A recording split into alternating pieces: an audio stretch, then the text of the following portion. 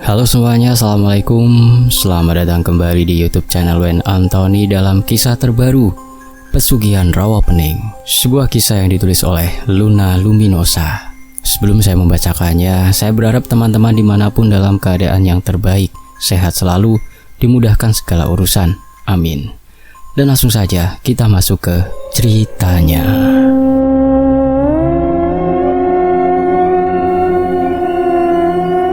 Jawa Tengah sekitar tahun 1990-an.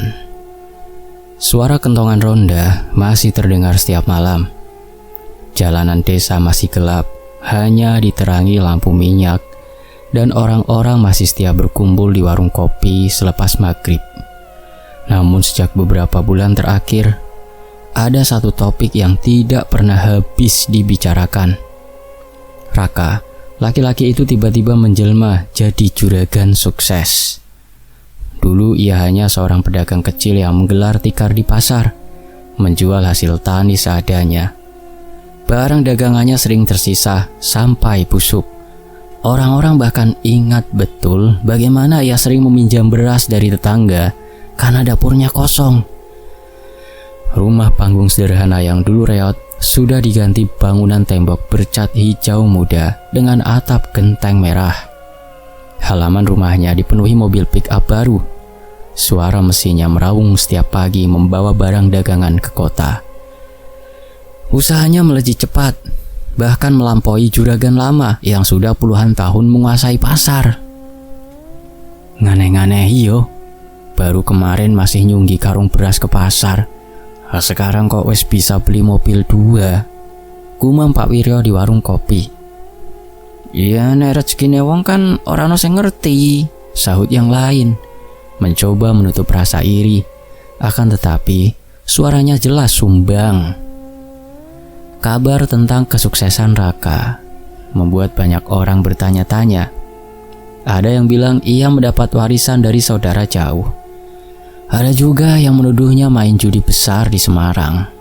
Sementara itu di tempat lain, di dalam rumah besarnya yang baru, Sinta duduk di kursi kayu panjang, menatap suaminya yang sibuk menghitung tumbukan uang di meja. Malam semakin larut, lampu petromak menggantung di langit-langit. Cahayanya bergoyang tertiup angin. Mas, suara Sinta lirih.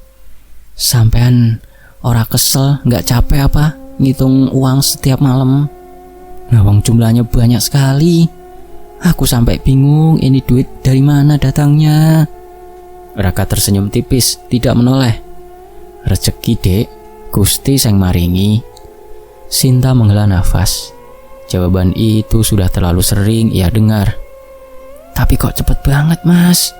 Dulu sampean hanya seorang kuli dan membuka usaha yang masih sepi. Dan sekarang kok usaha mendadak rame. Orang satu desa bingung mas. Aku yo mikir, apa ada yang tidak benar? Tangan Raka berhenti sebentar. Ia menatap istrinya dengan mata tajam, lalu tersenyum lagi. Tidak usah mikir yang aneh-aneh Sinta. Yang penting saiki hidupmu cukup. Tidak seperti kayak dulu kan? Sinta menggigit bibir. Ia ingin percaya, tapi ada hal lain yang membuat hatinya tak tenang. Setiap beberapa malam, Raka selalu pergi diam-diam. Ia mengira suaminya hanya ke pasar atau bertemu pemasok. Akan tetapi, ia pernah mengintip Raka berjalan ke arah rawa, membawa bungkusan kain dan dupa. Mas, aku tahu, sampean sering pergi tengah malam. Sampean tidak pergi ke pasar toh? Aku tahu sampean pergi ke rawa. Raka mendadak bangkit. Kursinya berderet keras. Sinta, suaranya meninggi. Jangan ikut campur urusanku. Akulah yang menanggung beban keluarga ini. Kau hanya perlu nurut, mengurus rumah dan anak-anak. Sinta terdiam. Dadanya sesak. Tatapan suaminya malam itu berbeda, dingin, seakan bukan Raka yang dulu ia kenal. Keesokan paginya, rumah Raka kembali ramai. Beberapa tetangga datang membeli beras dalam karung, ada juga yang membeli kebutuhan pokok. Semua barang ada di gudang barunya. Raka melayani dengan ramah, seolah-olah ia benar-benar juragan jujur yang sukses. Namun di balik senyumannya, Sinta memperhatikan sesuatu. Setiap kali ada uang masuk, Raka selalu memisahkan beberapa lembar, memasukkannya ke dalam kantong kain hitam kecil. Ia tidak pernah menjelaskan untuk apa uang itu dan tidak pernah mau ditanya. Mbak Sinta, sampean bisa hidup enak sekarang. Apa sampean tidak ingin nyumbang untuk pembangunan masjid? Tanya Bu Ratmi, tetangga depan rumah, dengan nada setengah menyindir. Sinta tersenyum canggung. Insya Allah Bu, nek rezeki cukup mesti tak sumbang. Di dalam hatinya, ia merasa tersayat. Semua orang menganggap ia hidup enak. Padahal tiap malam, ia dihantui rasa takut.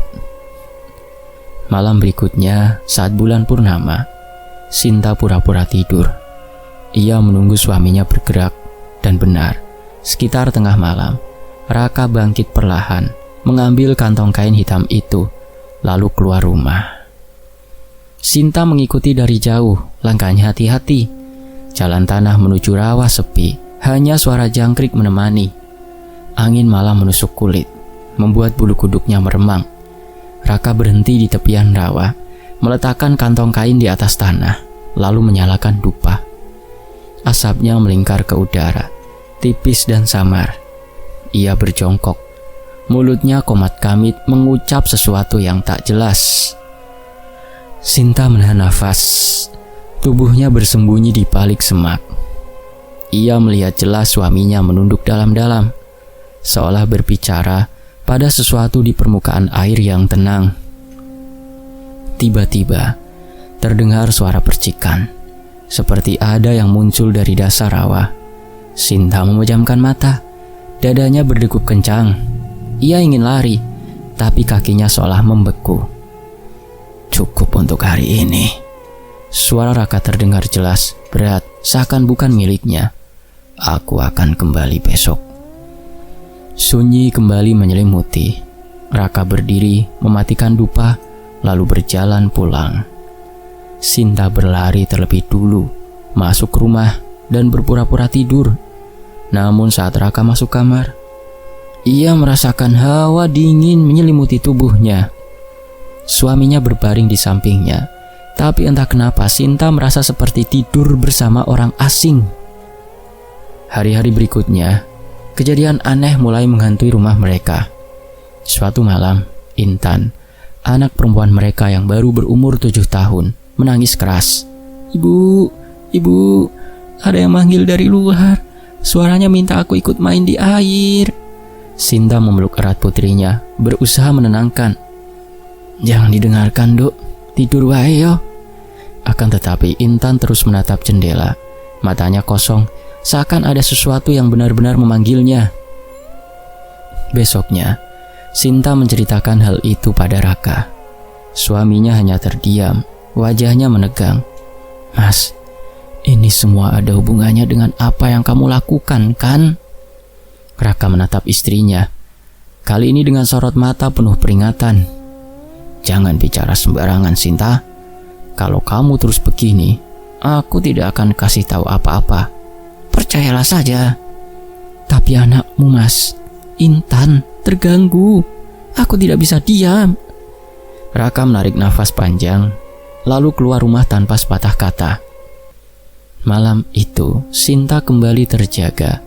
Angin bertiup lebih kencang dari biasanya. Ia mendengar suara seperti orang tertawa dari halaman. Pelan-pelan ia berjalan ke pintu, membukanya sedikit. Di sana ia melihat sosok samar berdiri di bawah pohon mangga. Rambut panjangnya menutupi wajah, tubuhnya meneteskan air, dan tanah di sekitarnya berubah becek. Sosok itu menoleh perlahan ke arah rumah. Sinta menjerit. Pintu segera ditutup rapat. Tubuhnya gemetar, keringat dingin mengucur. Ia tahu, semua ini bukan kebetulan. Suaminya telah membawa sesuatu pulang bersama kekayaannya. Dan yang paling ia takutkan, makhluk itu bukan hanya mengincar Raka, akan tetapi juga anak mereka. Suara gamelan itu pertama kali terdengar pada malam Jumat, samar, seperti dipukul jauh dari tengah air. Tapi nadanya jelas, Bonang, Saron, Kendang, semuanya beriringan. Padahal tak ada yang punya gamelan di sekitar desa Rowo Pening. Sinta yang terbangun dari tidurnya sontak meremah selimut. Ia menoleh ke Intan yang tidur meringkuk, wajahnya pucat. Gadis kecil itu mengikau, tangannya bergerak-gerak seperti sedang berenang. "Air dingin sekali, Bu. Ada yang tarik aku." Suaranya parau, lirih, membuat jantung Sinta terasa berhenti. "Ya Allah, Intan, bangun, Duk."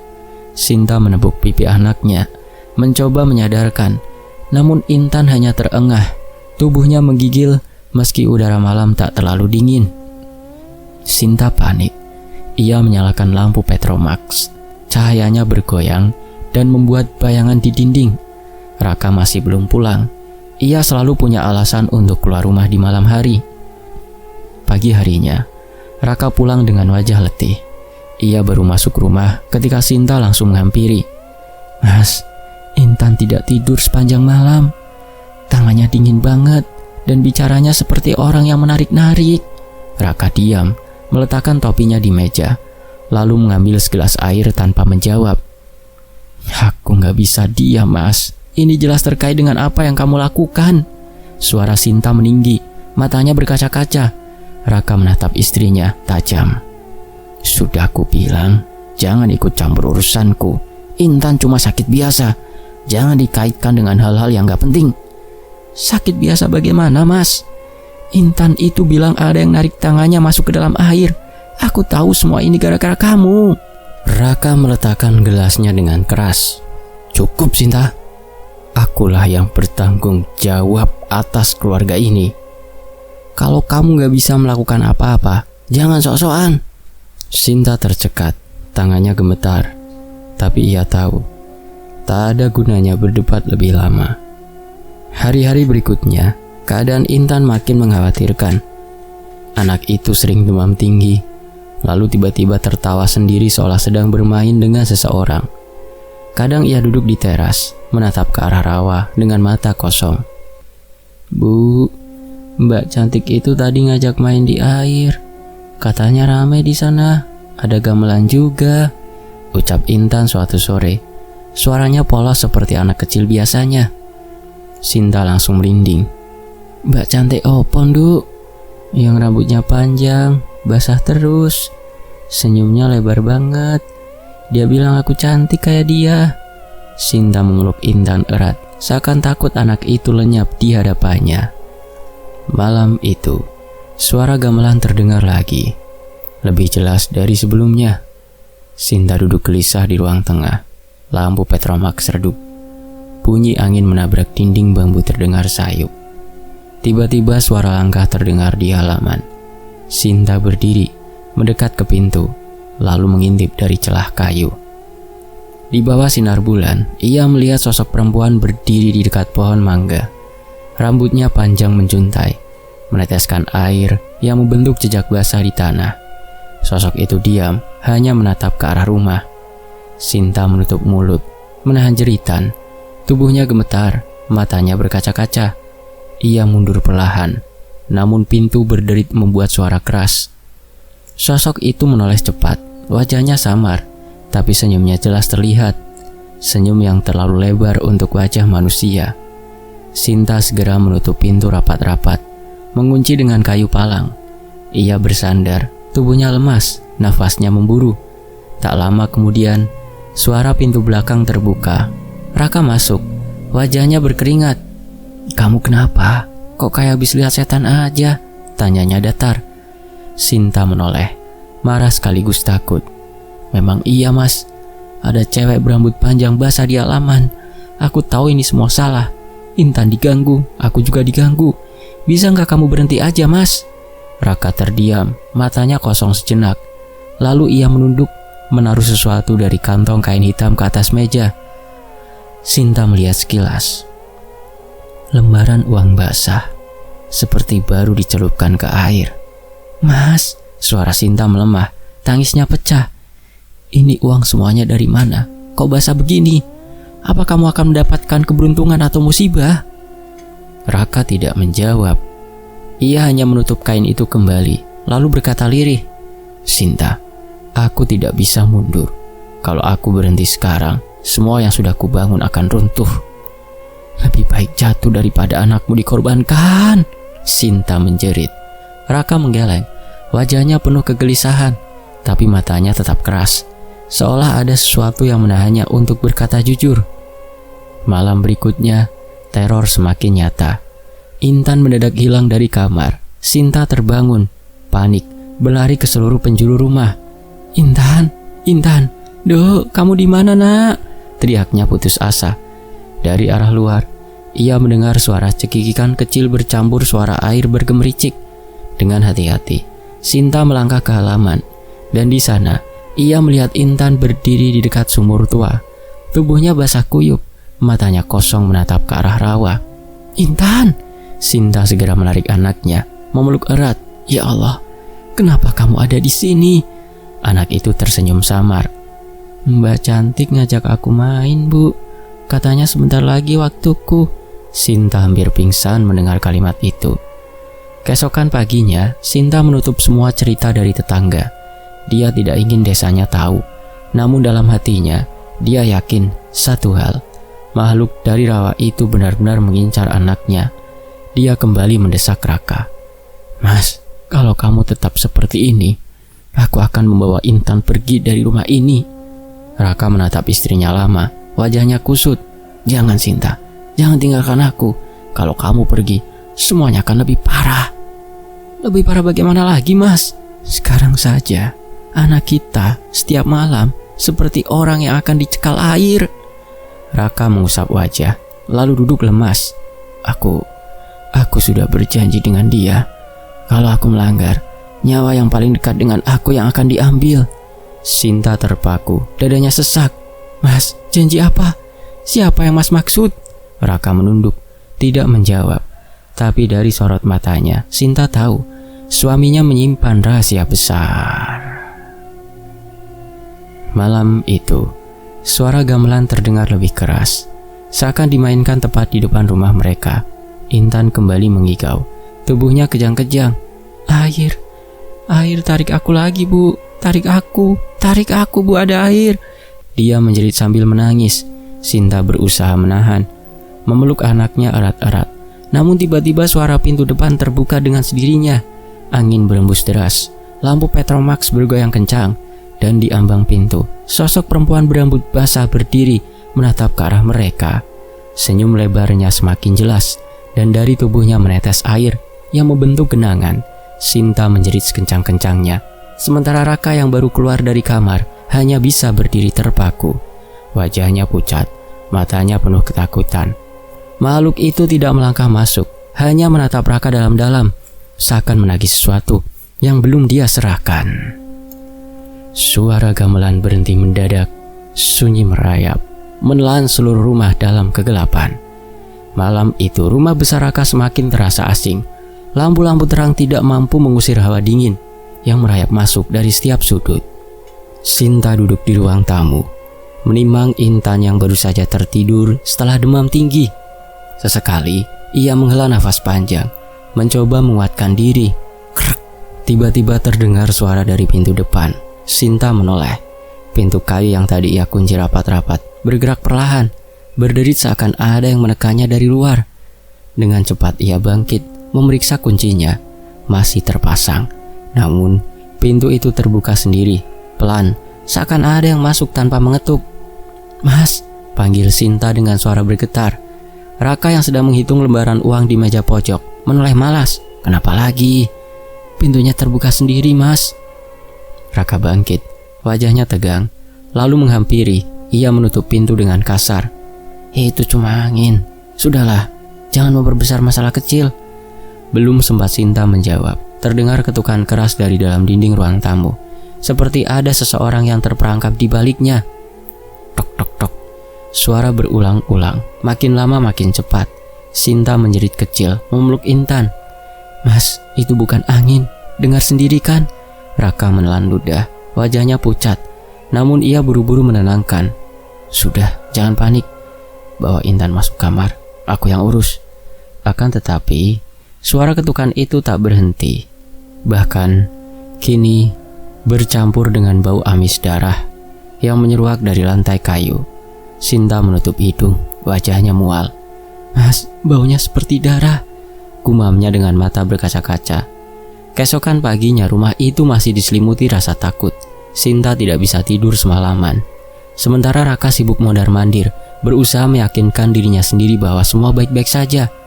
Namun, bencana belum berhenti. Saat matahari mulai meninggi, Sinta baru menyadari bahwa Intan tidak ada di ranjang. Ia panik dan berlari ke setiap ruangan, memanggil nama anaknya. "Intan, nak, kamu di mana?" Tidak ada jawaban. Pintu belakang terbuka, meninggalkan jejak air yang menetes menuju jalan kecil ke arah rawa. Jantung Sinta hampir berhenti. Ia berlari sekencang-kencangnya. Kakinya terantuk bebatuan, nafasnya tersengal. Di tepi rawa, ia menemukan Intan. Tubuh kecil itu terbaring lemah, penuh lumpur dari kepala hingga kaki. Rambutnya menempel di wajah. Matanya setengah terbuka. Sinta menjerit histeris, memeluk anaknya dengan tenaga terakhir. "Ya Tuhan, Intan, bangun nak, jangan tinggalkan mama." Beberapa warga yang mendengar teriakan itu ikut berdatangan. Di antara mereka ada seorang tetua desa, Karto, yang dikenal masih memegang kearifan lama. Ia menatap Intan dengan sorot mata prihatin. "Keluarga kalian harus menjauh dari rawa itu," ucapnya pelan. "Banyak orang yang sudah jadi korban. Apapun yang kalian terima dari sana, cepat atau lambat akan diminta kembali." Sinta menoleh dengan mata merah. "Apa maksudnya, Mbah? Siapa yang minta kembali, Mbah?" Karto hanya menggeleng. "Kalian pasti tahu sendiri. Aku hanya bisa mengingatkan. Jangan tunggu sampai semuanya terlambat." Raka yang baru datang terengah-engah. Dari belakang terlihat gusar. Ia menatap Karto dengan tajam. "Jangan asal bicara, Mbah. Jangan menuduh tanpa bukti." Tetua itu menatapnya lama, lalu berbalik pergi tanpa berkata lagi. Malam harinya, Sinta tak bisa lagi menahan amarah. Di kamar ia menghadang Raka yang baru saja masuk setelah lama pergi entah kemana. "Mas, aku sudah cukup sabar. Katakan sekarang, apa yang sebenarnya terjadi? Apa hubungannya semua ini dengan Rawa?" Raka terdiam, matanya menghindar. "Jawab aku, Mas. Anak kita hampir mati. Jangan diam saja." Akhirnya Raka melepaskan nafas panjang. Suaranya pelan, nyaris tak terdengar. Aku melakukan sesuatu." Sinta menegang. "Sesuatu apa?" "Aku melakukan ritual pesugihan." Sinta ternganga. Tubuhnya gemetar hebat. Apa, Mas? Mas, apa yang kau katakan ini? Kau menjual anak kita demi uang?" "Tidak, aku tidak pernah menyerahkan Intan," sergah Raka cepat. "Aku hanya ingin hidup kita lebih baik. Aku hanya minta rezeki, dan aku diberi syarat untuk menjaga perjanjian itu." "Perjanjian? Perjanjian dengan siapa?" Raka terdiam lama, kemudian menjawab lirih. "Dengan penghuni rawa." Sinta menutup mulutnya dengan tangan. Air mata mengalir deras. "Astaga, Mas, kau sadar apa yang sudah kau lakukan? Semua ini kutukan, bukan rezeki, Mas." Keesokan harinya mereka berdua nekat mencari dukun yang dulu membantu Raka. Dengan penuh ketakutan, mereka mendatangi rumah reot di pinggiran desa. Namun ketika sampai di sana, rumah itu kosong. Pintu terbuka, jendela dibiarkan menggantung. Tikar usang tergeletak di lantai, berlumuran debu, seakan ditinggalkan bertahun-tahun. "Mas, di mana orangnya? Katanya dia yang membantumu," tanya Sinta, berbisik ketakutan. Raka menelusuri ruangan, wajahnya pucat pasi. "Tidak mungkin terakhir kali aku kesini. Dia ada. Dia yang memberikan syarat-syarat itu padaku." Sinta meremas lengannya. "Kita sudah masuk perangkap, Mas. Kau lihat kan, tidak ada jalan keluar." Raka terdiam, menatap kosong ke arah dinding penuh coretan. Untuk pertama kalinya, ia merasa dirinya sedang dikejar sesuatu yang tak bisa dihindari. Malamnya, keadaan Intan semakin buruk. Anak itu kembali demam tinggi.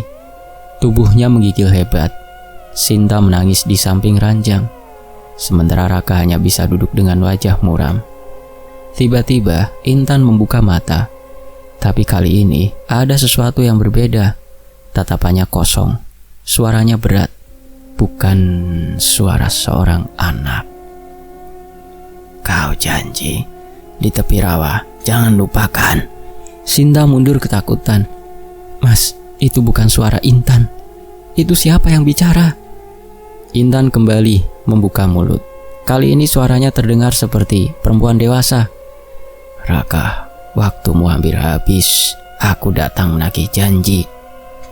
Raka gemetar, keringat dingin membasahi lehernya. Tidak, aku belum siap. Jangan sekarang. Akan tetapi, mulut Intan tersenyum kaku, lalu tertutup kembali. Tubuhnya jatuh lemas, seperti boneka yang kehabisan tenaga. Sinta berlari memeluk putrinya sambil menjerit, "Cukup, aku tidak tahan lagi, Mas. Kau harus hentikan semua ini, atau aku sendiri yang akan menyeretmu ke rawa itu."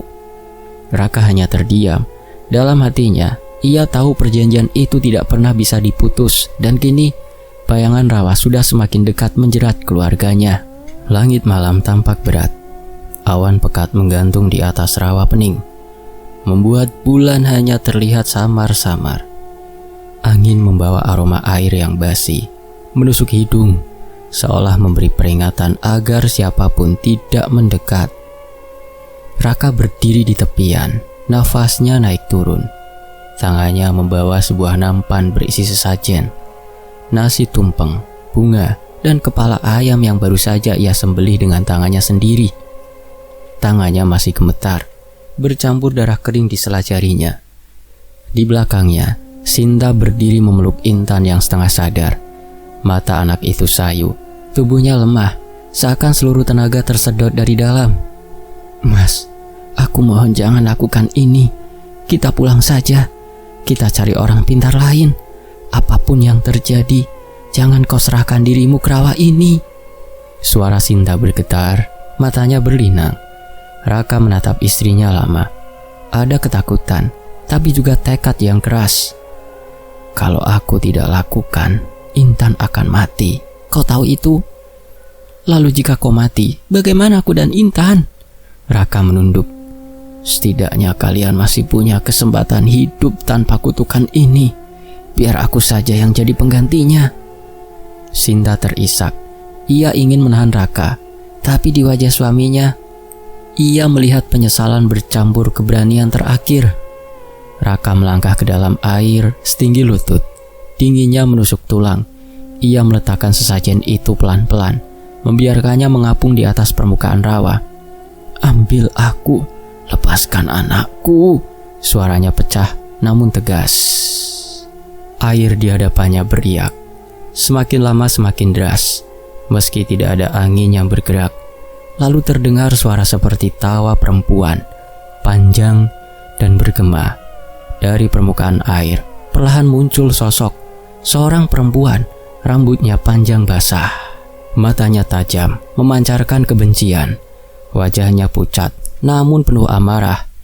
Bajunya menempel di tubuh, compang-camping seperti sudah berabad-abad terendam. "Kau pikir bisa menukar nyawa begitu saja, Raka?" Suaranya serak, namun jelas. "Pesugihan tidak mengenal belas kasihan. Kau berhutang darah, dan darah itu harus dibayar." Raka menelan ludah, tubuhnya bergetar. "Ambil aku, jangan anakku. Aku yang membuat perjanjian itu, bukan dia." Perempuan itu melangkah mendekat, meski air rawa tidak berguncang oleh langkahnya. Matanya menatap Raka tajam, lalu tertawa lagi. "Kau tahu siapa yang menjerumuskanmu? Kau bahkan tidak sadar siapa dalang dari semua ini?" Raka terdiam, bingung. "Apa maksudmu?" Dari balik kabut tipis yang mulai menyelimuti permukaan rawa, muncul sosok lain. Seorang pria kurus, wajahnya tirus, dengan sorot mata kosong. Rambutnya acak-acakan, kulitnya pucat seperti orang yang terlalu lama jauh dari cahaya. Raka terbelalak, tubuhnya kaku. Suaranya tercekat saat akhirnya bisa berbicara. "Kak Bagus." Sinta menutup mulutnya, hampir tak percaya dengan apa yang dilihatnya. Astaga, bukankah dia sudah hilang bertahun-tahun? Pria itu tersenyum miring. Ya adikku, aku memang hilang, tapi bukan tanpa jejak. Aku memilih jalan ini jauh sebelum kau. Aku yang pertama kali masuk ke perjanjian rawa, dan aku yang mewariskan jalannya padamu. Raka mundur setapak, wajahnya pucat pasi. Tidak, ini tidak mungkin. Kau yang membuatku. Bagus mengangguk. Aku yang menuntunmu ke dukun itu. Aku yang memastikan kau jatuh dalam jerat yang sama. Karena setiap generasi harus ada yang melanjutkan. Dan gini, kau sudah jadi bagian dari kami. Air mata Sinta jatuh deras. Ia menoleh pada Raka, penuh keterkejutan. Mas, jadi semua ini bukan kebetulan? Dia kakakmu sendiri. Raka meraih kepalanya dengan kedua tangan, seperti ingin menghentikan suara-suara di kepalanya. Kak, kenapa? Kenapa harus aku? Kenapa harus keluarga kami? Bagus mendekat. Langkahnya ringan seakan melayang di atas air. Karena kau serakah, sama sepertiku dulu. Kau ingin kaya dengan cepat. Kau pikir semua datang begitu saja tanpa harga, dan harga itu sekarang menuntutmu. Sosok perempuan berambut basah itu menyeringai. Suaranya dingin menusuk. Waktumu sudah habis. Bawa tubuhmu ke dasar rawa, Raka, atau aku ambil anakmu sekarang juga. Intan yang lemah tiba-tiba membuka mata. Suaranya keluar pelan, namun bukan suara anak-anak. Ayah, jangan tinggalkan aku. Dia menarikku. Sinta menjerit, memeluk Intan lebih erat. Tidak, jangan ambil anakku. Ambil aku saja kalau perlu. Namun perempuan itu hanya menatap tajam. Matanya berkilat seperti bara. Hutang harus dibayar oleh yang berhutang. Tidak ada tawar-menawar. Raka berdiri terpaku. Tubuhnya gemetar hebat. Ia menoleh pada istrinya yang menangis. Lalu pada anaknya yang semakin lemah. Dalam hatinya, ia tahu ia tak punya pilihan lain. Ia melangkah maju, masuk lebih dalam ke air rawa hingga mencapai pinggang. Suaranya parau namun mantap. Baik, aku ikut. Lepaskan mereka. Sinta menjerit mencoba mengejar, tapi Bagus menghadang dengan tangan terangkat. Biarkan dia, ini sudah jalannya. Raka menatap kakaknya dengan amarah bercampur sedih. Aku benci kau, Kak. Kau menjebakku. Tapi kalau dengan ini anakku selamat, aku rela. Bagus hanya tersenyum, wajahnya tanpa penyesalan. Kita semua terikat, Raka. Tidak ada yang benar-benar bebas. Air rawa tiba-tiba bergolak. Pusaran muncul di sekitar tubuh Raka. Ia berusaha bertahan, namun tarikan itu terlalu kuat. Mas, Sinta menjerit histeris, mencoba meraih tangan suaminya. Namun hanya sempat menyentuh ujung jarinya sebelum tubuh Raka ditarik ke dalam pusaran gelap. Air kembali tenang. Hanya sesajen yang mengambang. Perlahan tenggelam bersama riak kecil. Sinta jatuh terduduk di tepi rawa, memeluk Intan yang menangis lemah. Air matanya tak terbendung. Tubuhnya gemetar hebat. Dari balik kabut, suara tawa perempuan itu menggema lagi, panjang dan menakutkan. Satu jiwa terbayar. Tapi ingat, perjanjian tidak pernah berakhir. Bagus menghilang bersama kabut, meninggalkan Sinta dan Intan yang kini benar-benar sendirian. Namun di hati Sinta, ketakutan baru muncul. Jika kutukan ini diwariskan, berarti meski Raka sudah mengorbankan diri, bayangan rawa masih bisa menjerat anaknya suatu hari nanti. Permukaan rawa langsung beriak ganas saat tubuh Raka masuk. Sosok perempuan itu tertawa panjang, menggema ke seluruh penjuru, membuat pepohonan di sekeliling bergetar. Ya, masuklah, biar tubuhmu jadi pengikat baru. Air naik hingga menutup pinggang Raka. Ia menoleh terakhir kali pada Sinta dan Intan. Senyum kecil muncul di wajahnya, getir tapi penuh cinta. Aku mencintaimu. Tolong jangan benci aku. Raka, jangan tinggalkan kami, teriak Sinta. Suaranya parau. Tapi air rawa mulai menelan tubuh Raka perlahan. Dari dada hingga bahu. Tangannya sempat terangkat, seakan ingin meraih keluarganya sekali lagi. Sebelum akhirnya hilang ditelan kegelapan air. Kesunyian mendadak menelan malam. Suara gamelan berhenti. Angin pun berhenti. Hanya suara isak tangis Sinta yang terdengar. mengguncang keheningan. Intan terkulai lemah di pelukannya. Nafasnya mulai teratur kembali, seolah beban gelap yang menghimpitnya ikut tenggelam bersama tubuh ayahnya. Sosok perempuan itu perlahan memudar. Wajahnya terakhir kali menatap Sinta dengan senyum penuh kebencian. Pengganti sudah datang, tapi ingat, perjanjian tak pernah berakhir. Lalu ia lenyap, menyisakan riak air yang kembali tenang. Malam itu terasa asing. Rumah besar yang dulu dipenuhi cahaya lampu, suara tamu, dan aroma masakan kini hanya sunyi. Tirai jendela bergoyang ditiup angin, menimbulkan bunyi lirih yang menambah kesepian. Sinta duduk di ruang tamu. Wajahnya pucat, matanya sembab karena tangis yang tak kunjung reda. Di pelukannya, Intan tidur gelisah. Meski tubuh kecil itu akhirnya lepas dari kerasukan, masih ada jejak trauma yang belum hilang. Sesekali ia mengigau, menyebut nama ayahnya dengan suara yang serak. Sinta memejamkan mata, hatinya sakit, seolah ada bagian dari dirinya yang ikut tenggelam bersama Raka di dasar rawa. Kenapa kau lakukan itu, Mas? Kenapa kau pilih jalan gelap itu sejak awal? Suaranya nyaris berbisik, tapi lebih seperti teriakan batin yang tak pernah terjawab. Beberapa hari kemudian, kabar kepergian Raka menyebar ke seluruh desa. Banyak yang bertanya-tanya. Sebagian percaya ia mati, sebagian lain yakin ia lari meninggalkan keluarganya. Gosip beredar cepat, mengiris telinga Sinta setiap kali ia keluar rumah. Aku tak sanggup, Nak, gumamnya sambil menatap Intan yang duduk lemah di teras. Rumah ini sudah penuh dosa. Kita harus pergi dari sini. Namun ia tak tahu kemana harus melangkah. Hingga suatu malam, seorang tetua desa datang menemuinya. Lelaki tua itu berbisik lirih, matanya penuh iba. Sinta, kalau kau ingin lepas, pergilah menuju Kiai Hashim. Hanya dia yang tahu cara menutup semua pintu gelap ini. Sinta terdiam. Nama itu bukan asing. Kiai Hashim dikenal sebagai sosok bijak, dihormati, tak hanya karena ilmunya, tapi juga karena hati yang bersih. Ia tinggal di sebuah dusun di kaki gunung, jauh dari rawa. Keesokan harinya, Sinta berangkat dengan membawa Intan. Jalan tanah yang berliku membuat perjalanannya terasa panjang. Sesekali Intan bertanya, "Kita mau kemana, Bu?" Sinta menggenggam tangan anaknya erat. "Kita akan bertemu orang baik, Nak. Dia bisa menolong kita." Mata Intan yang sayu sedikit berbinar. "Orang baik? Bukan hantu lagi kan, Bu?" Sinta memeluknya. "Bukan, Nak. Kita sudah cukup lama hidup bersama ketakutan. Saatnya kita cari cahaya." Sore itu mereka tiba di halaman rumah sederhana yang dikelilingi pohon-pohon rindang. Udara terasa sejuk, berbeda dengan hawa berat yang biasa menyelimuti rumah mereka.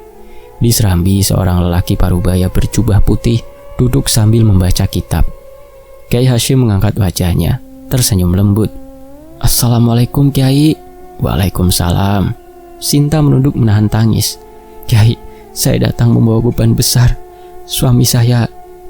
ucap Sinta tercekat. Kiai mengangguk pelan, seolah sudah tahu tanpa harus mendengar seluruh cerita. "Aku sudah dengar. Rawa itu memang telah menelan banyak jiwa. Duduklah, ceritakan semua yang kau alami." Sinta menceritakan segalanya, tentang perubahan Raka yang tiba-tiba kaya, tentang kepergiannya tiap malam, tentang suara gamelan, hingga malam terakhir ketika Raka memilih menukar dirinya demi anaknya. Air mata terus mengalir di pipinya. "Apakah kami masih bisa bebas, Kiai? Apakah rawa itu akan terus menagih?" Kiai Hashim menatapnya dalam-dalam. "Bisa, tapi ada syaratnya." Sinta menegakkan tubuh, matanya penuh harap. "Apapun syarat itu, saya akan lakukan." "Pertama," ucap Kiai dengan suara mantap, "kau harus meninggalkan semua yang diwariskan dari jalan gelap itu.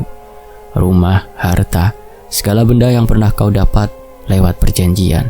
Jangan bawa satu pun, bahkan sebutir uang pun. Semua itu sudah ternodai." Sinta terdiam. Bayangan rumah mewah dengan perabot indah terlintas di pikirannya. Itu semua hasil jerih payah Raka, atau setidaknya ia dulu berpikir begitu. Kini ia tahu, semua itu hanyalah darah yang dibungkus kemewahan. "Yang kedua," lanjut Kiai, "bertaubatlah. Kau dan anakmu dekatkan diri pada Yang Maha Kuasa. Jangan biarkan ketakutan menguasai kalian lagi. hanya ampunannya yang bisa benar-benar membebaskan. Suasana hening, hanya suara angin sore yang menyusup ke sela-sela dinding bambu. Sinta menunduk, lalu mengangguk mantap. Kalau itu jalannya, saya akan tinggalkan semuanya. Saya tak butuh harta, asal anak saya bisa hidup tenang. Kiai tersenyum tipis, lalu menepuk pundaknya. Itu pilihan yang benar. Semoga Allah menerima taubatmu, dan semoga Raka diampuni, karena akhirnya ia memilih berkorban demi keluarganya. Malam itu Sinta berdoa untuk pertama kalinya dengan hati yang benar-benar pasrah. Tangannya gemetar memegang tasbih pemberian Kiai Hashim. Intan duduk di sampingnya, menirukan bacaan ibunya meski terbata-bata. Ya Allah, bisik Sinta, suaranya bergetar. Ampuni suamiku, ampuni aku yang pernah buta karena harta, dan lindungi anakku dari gelap yang menjerat kami. Air mata jatuh di sajadah. Namun kali ini bukan hanya air mata kesedihan, melainkan juga kelegaan. Beberapa hari setelah itu, Sinta benar-benar meninggalkan rumah mewahnya. Ia hanya membawa pakaian secukupnya, dokumen penting dan sedikit bekal. Rumah besar itu dibiarkan terkunci, membiarkannya menjadi bangunan kosong yang tak lagi bernyawa. Orang-orang desa terheran-heran. Mengapa Sinta pergi? Mengapa meninggalkan semua hartanya? Tapi tak ada yang berani terlalu dekat, karena mereka tahu ada sesuatu yang kelam menyelimuti rumah itu. Sinta tak peduli. Ia hanya menuntun Intan pergi, meninggalkan desa yang penuh luka. Beberapa bulan kemudian, mereka menetap di sebuah kota kecil. Kehidupan baru dimulai dari nol. Sinta bekerja menjahit pakaian, Intan mulai bersekolah lagi. Mereka hidup sederhana, tapi jauh lebih tenang. Setiap pagi, Sinta membangunkan Intan untuk sholat. Setiap malam, mereka membaca doa bersama sebelum tidur. Tidak ada lagi suara gamelan samar. Tidak ada lagi bayangan perempuan berambut basah. Suatu malam, Intan berkata dengan senyum kecil, "Bu, aku tadi mimpi ayah. Dia tersenyum, bilang kita harus hidup baik-baik." Sinta menahan tangis, lalu memeluk anaknya. "Iya nak, ayah pasti bahagia melihat kita begini, karena sekarang kita benar-benar bebas." Di kejauhan, rawa pening tetap ada. Airnya masih berkilau gelap di bawah sinar bulan. Kadang kabut turun menutupinya, menyimpan rahasia tentang jiwa-jiwa yang pernah ditelannya. Akan tetapi, bagi Sinta dan Intan, rawa itu sudah jadi masa lalu. Mereka memilih berjalan di jalan yang baru, di bawah cahaya yang tak lagi bisa dijangkau oleh kegelapan. Bertahun-tahun sudah berlalu sejak Sinta dan Intan meninggalkan desa itu. Rawa yang dulu jadi sumber kutukan hanya tinggal kenangan pahit yang enggan mereka buka kembali. Rumah besar yang pernah berdiri megah di tepi desa dibiarkan kosong, perlahan ditelan lumut dan waktu. Sinta kini hidup sederhana di kota kecil bersama Intan. Ia bekerja apa saja untuk menghidupi mereka, sementara Intan tumbuh menjadi gadis yang jauh lebih tenang dan penuh rasa syukur.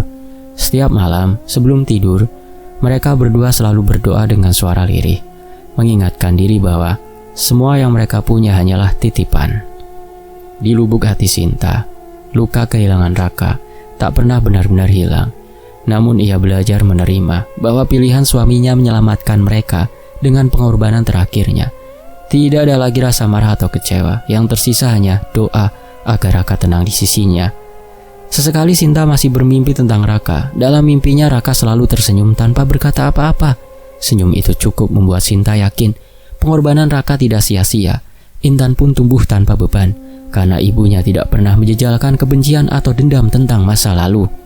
Kini, kedamaian yang mereka cari benar-benar hadir. Hidup mereka memang tak mewah, tapi hati mereka lapang.